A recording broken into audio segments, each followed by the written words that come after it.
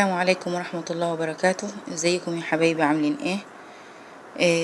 يا رب تكونوا بخير وكل سنة وانتم طيبين. خلاص باقي 5 ايام على العيد. عيد سعيد عليكم ان شاء الله. النهاردة حابة اتكلم معاكم في الفيديو ده عن حاجة يعني يكاد ان هي سببت لي اكتئاب، عن التعليقات السلبية اللي بتيجي على الفيديوهات. يعني مش عارفة اقول ايه، احنا في ايام رمضان والناس بتحق لنفسها ان تلعن خلق ربنا كده بأي وجه حق. يعني اللي مش عاجبه يا جماعة اي حاجة يقول عليها مش عجباني، لكن ما فيش واحد يقول لعنة الله عليكم. انت مين عشان انت تدي لنفسك الحق ان تلعن بني ادم زيك زيه؟ فسبحان الله.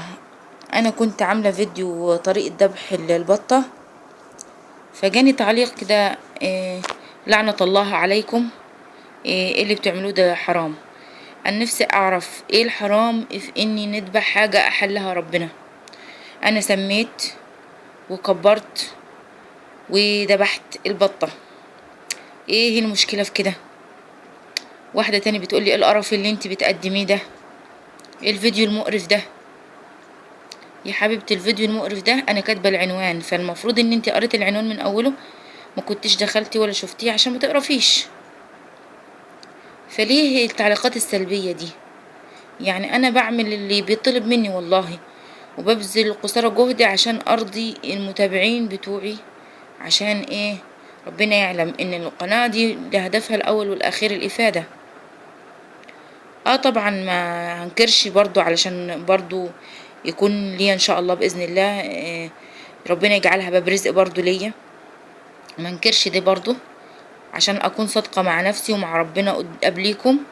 فيا ريت التعليقات السلبية كده الجارحة، او واحدة بتقولي انت ازاي عايشة كده، او انت، انا راضية باللي ربنا عطيهولي والحمد لله.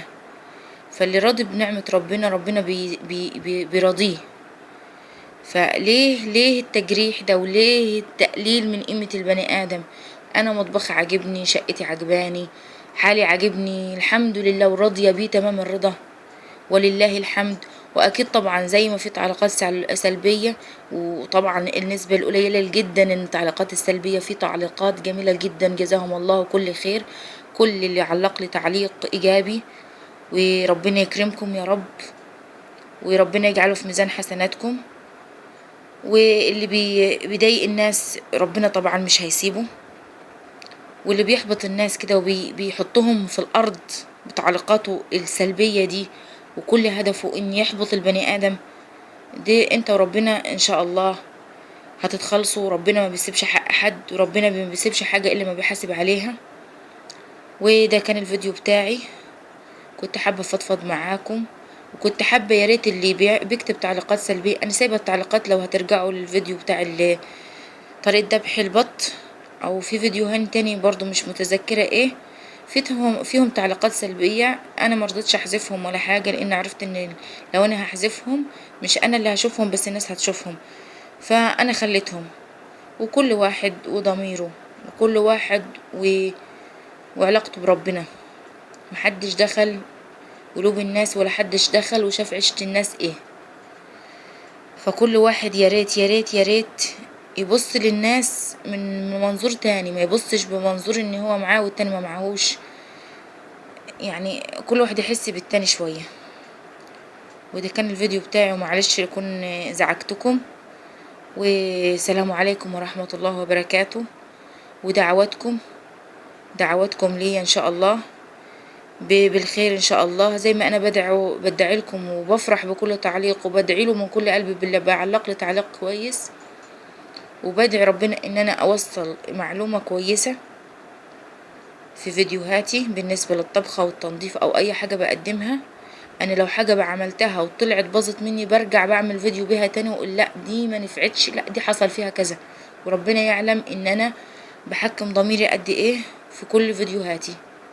السلام عليكم ورحمة الله وبركاته، وكل عام وأنتم بخير. تنسوناش في اللايك والشير والسبسكرايب.